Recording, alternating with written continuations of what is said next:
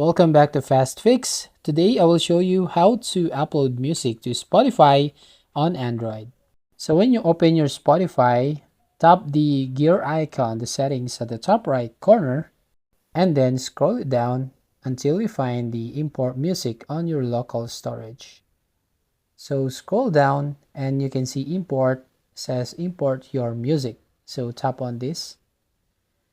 Now you will see here the music or upload music on your phone. Now you can see at the bottom you need to select all folders and then tap on the import at the top right corner, so all the music on your mobile phone will uploaded on your Spotify application.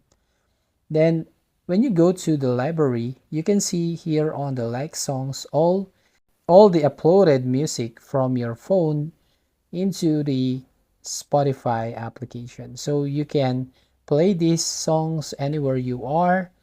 You can still play even if you are offline.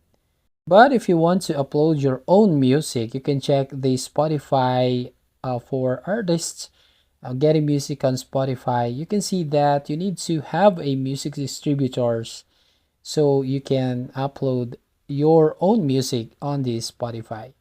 So that's it. If you find this helpful, don't forget to like and subscribe and ring the bell icon to notify you on the next video.